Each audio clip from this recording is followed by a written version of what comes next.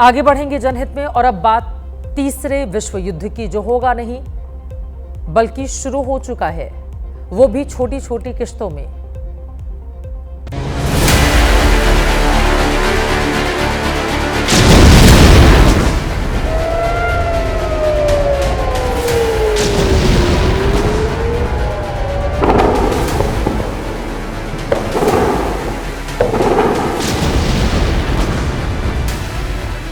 तीन दिन से ईरान इजराइल में जंग।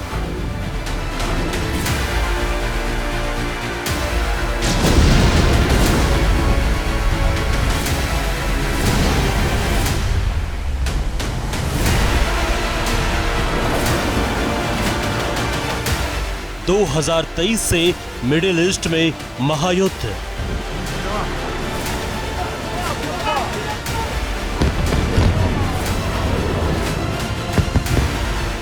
तीन साल से यूक्रेन रूस में वॉर।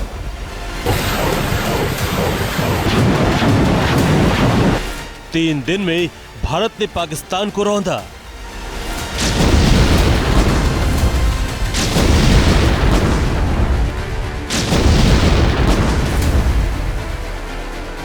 नाटो रूस में तनाव गहराया। वर्ल्ड वॉर 3 किस्तों में।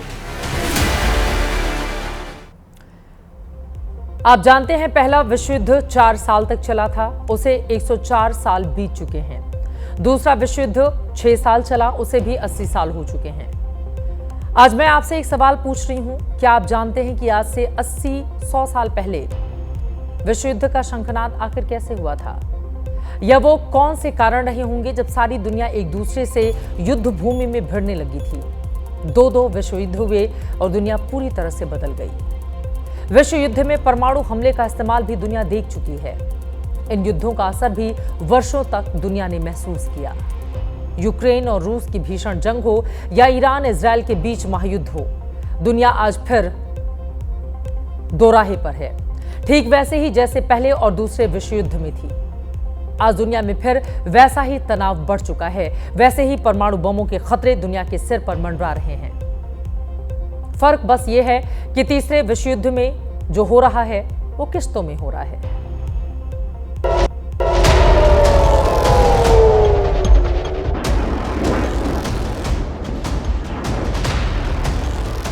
ये सायरन की आवाजें युद्ध की घोषणा कर रही हैं।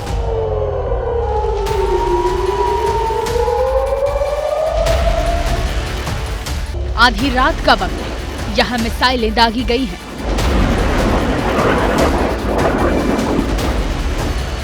पिछले 3 दिनों से दिन हो या रात, ईरान और इजराइल के बीच महायुद्ध लगातार बढ़ता जा रहा है। एक तरफ इजराइल ने ईरान के कई शहरों में एक साथ हमले बोल दिए हैं, तेल के कुओं को निशाना बनाया है। इजरायली आर्मी ने तेहरान में सहारान ऑयल डिपो पर हमला बोला, तो वहीं ईरान ने जवाबी कार्रवाई करते हुए इजराइल पर ताबड़तोड़ हमले किए। तेल अवीव में ईरान ने तबाही मचा दी है।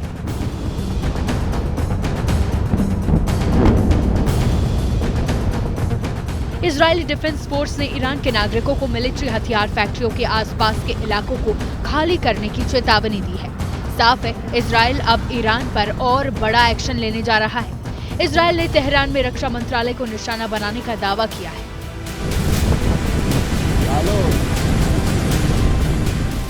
जबकि बुशहर में ऑयल डिपो और गैस रिफाइनरी समेत 150 ठिकानों को पूरी तरह नेस्तनाबूद कर दिया गया है। ईरान ने अपने नागरिकों को स्कूलों, मेट्रो स्टेशनों और मस्जिदों में शरण लेने की सलाह दी है। इजराइल ने ऑपरेशन राइजिंग लॉयन के तहत ईरान पर हमले बोले, तो ईरान ने ऑपरेशन ट्रू प्रॉमिस 3 शुरू किया है। कहने को दोनों देश एक दूसरे पर ऑपरेशन चलाने की बात कह रहे हैं, पर यह तस्वीरें भीषण युद्ध की गवाही दे रही है। इजराइल के प्रधानमंत्री बेंजामिन नेतन्याहू ने दावा किया है कि ईरान के बड़े नेता देश छोड़कर भाग रहे हैं। नेतन्याहू का दावा है कि ईरान आतंकवादी गुटों को परमाणु हथियार देना चाहता है। I'll tell you what would have come if we hadn't acted. We had information that this unscrupulous regime was planning to give the nuclear weapons that they would develop to their terrorist proxies. जबकि Israel के राष्ट्रपति ने भी Iran को परमाणु हथियार हासिल न करने देने की दुनिया से अपील की है। National community understanding this peril has made it clear time and again through a series of resolutions that Iran must not be allowed to obtain nuclear weapons. Iran के विदेश मंत्री अब्बास अराकची ने भी विदेशी राजदूतों को पैगाम दिया है कि वो युद्ध तो नहीं चाहते, लेकिन युद्ध थोपा गया तो वो करारा जवाब देंगे। شده در روابط بین الملل هست، حق مشروع هر کشوری هست که در مقابل تجاوز از خودش دفاع بکنه و این کاری هست که نیروهای مسلح ما आपको बता दें कि पिछले 3 दिनों में दोनों ओर से ही लगभग एक जैसा ही जान माल का नुकसान हो रहा है। इजरायली हमले में ईरान में 138 लोग मारे गए हैं, जिनमें 9 परमाणु वैज्ञानिक और 20 ईरानी कमांडर भी शामिल हैं। 350 लोग घायल हैं।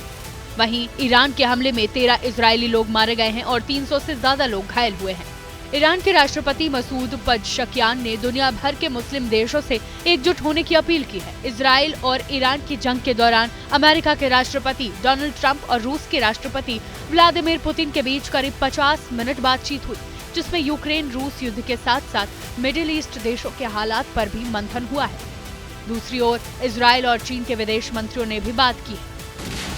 खास बात यह है कि व्लादिमीर पुतिन ने इजराइल की कार्रवाई की निंदा की है, तो डोनाल्ड ट्रंप ने ईरान के रवैये पर उसे चेतावनी दी है, तो चीन भी ईरान और इजराइल की जंग में कूद पड़ा है। यानी हर ताकतवर देश अपने अपने हिसाब से तेहरान और तेल अवीव में हो रहे युद्ध पर फोकस किए हुए है। पल पल बदलती तस्वीरों के बीच सीरिया और जॉर्डन ने अपने अपने एयर स्पेस बंद कर दिए हैं। सवाल ये कि क्या यही विश्व युद्ध जैसे हालात है? दुनिया के ताकतवर देश अपने अपने हिसाब से इस युद्ध को देख रहे हैं। ऐसे में ईरान और इजराइल की जंग और भड़कने का पूरा अंदेशा है। ताकत में दोनों ही कम नहीं है।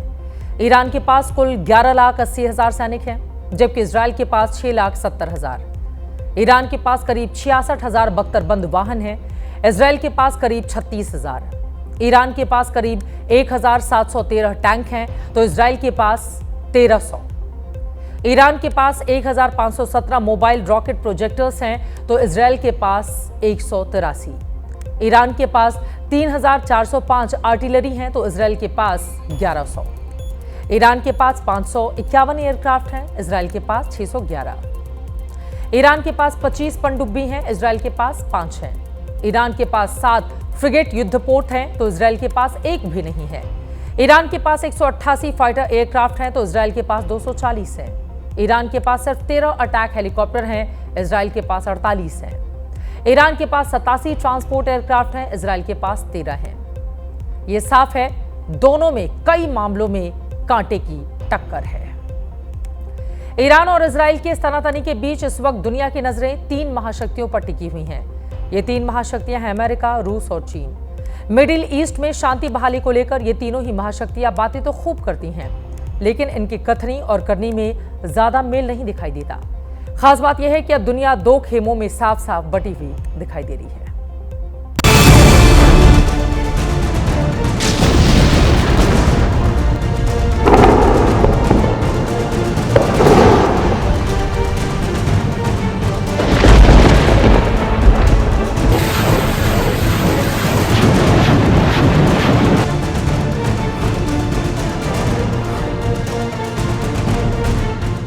इजराइल और ईरान में आर पार की जंग छिड़ी हुई है।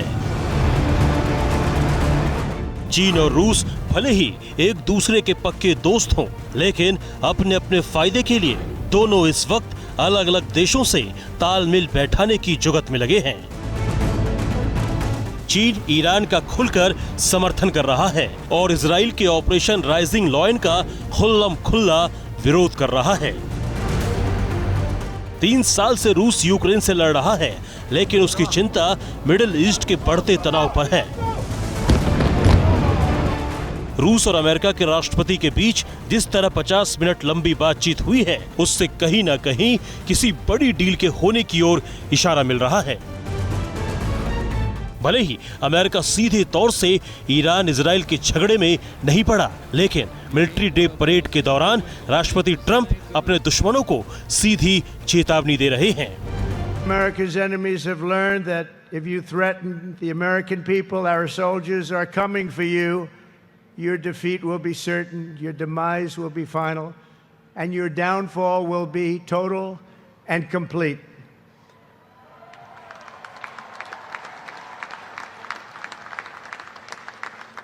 Because our soldiers never give up, never surrender, and never ever quit. They fight, fight, fight, and they win, win, win. आपको बता दें, इजराइल के साथ ही अमेरिका, ब्रिटेन, जर्मनी और इटली हैं, तो ईरान के हमदर्द चीन, तुर्की, यमन, इराक, ओमान बने हुए हैं। सवाल है कि क्या आज तीसरे विश्व युद्ध की भूमिका पूरी तरह तैयार हो चुकी है? कारण ये है कि इन युद्धों में शांति के प्रयास कई बार किए जा चुके हैं मगर विफल हो चुके हैं। रूस और यूक्रेन में कई बार वार्ता हो चुकी है, नो रिजल्ट। ऐसे ही इजराइल और हमास में कई बार वार्ता हो चुकी है मगर नो रिजल्ट। और जो भी वार्ताएं हुई हैं उसमें यूनाइटेड नेशंस ऑर्गेनाइजेशन, जिसकी स्थापना ही दुनिया में स्टेबिलिटी और पीस लाने के लिए की गई थी, वो आज दांत विहीन और नखून विहीन दिखाई दे रहा है। आतंकवाद की फैक्ट्री का सबसे बड़ा मालिक यानी पाकिस्तान भी तुर्की की तरह ईरान के साथ कंधे से कंधा मिलाने की बात कर रहा है। ऐसे में दुनिया की एक और महाशक्ति यानी भारत के रुख पर भी सबकी निगाहें हैं। भारत हमेशा से ही शांति का पक्षधर रहा है। भारत ने महज 3 दिन के भीतर ही पाकिस्तान में पनप रहे आतंकवादियों को मिट्टी में मिला दिया था। भारत ने तब भी कहा था कि हमारी लड़ाई किसी देश के आम नागरिक या उसकी सेना से नहीं है, क्योंकि हम शांति प्रिय देश हैं। हमारी लड़ाई हमेशा मानवता के दुश्मनों से है, उन आतंकवादियों से है जो पूरी दुनिया के लिए चुनौती हैं। भारत का स्टैंड साफ है, जंग नहीं होनी चाहिए, ईरान और इजराइल में बात होनी चाहिए।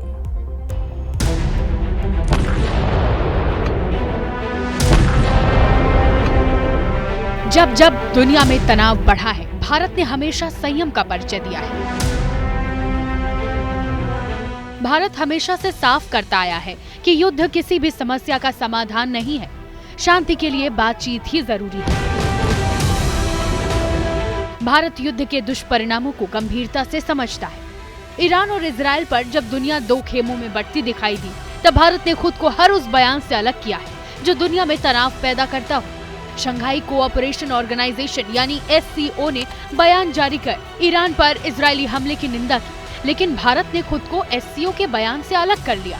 साथ ही विदेश मंत्रालय ने कहा कि हम युद्ध में शांति स्थापित करने और तनाव को कम करने के लिए बातचीत और कूटनीति का इस्तेमाल करने के लिए अनुरोध करते हैं। इसके अलावा वैश्विक समुदाय भी शांति स्थापित करने की दिशा में अपने कदम बढ़ाए।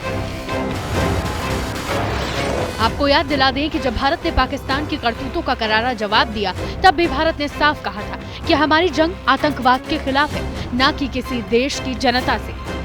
पाकिस्तान को आतंक की बीमारी से मुक्त करने के लिए पाकिस्तान के अवाम को आगे आना होगा, पाकिस्तान के नौजवानों को आगे आना होगा। सुख चैन की जिंदगी जियो। दुनिया भारत को सुनती भी है और समझती भी है।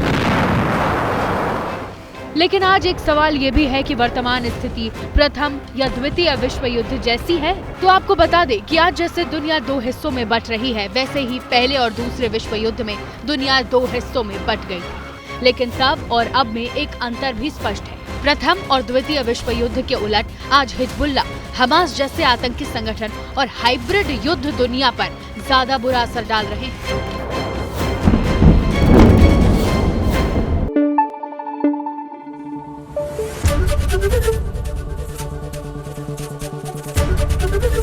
ABP न्यूज आपको रखे आगे।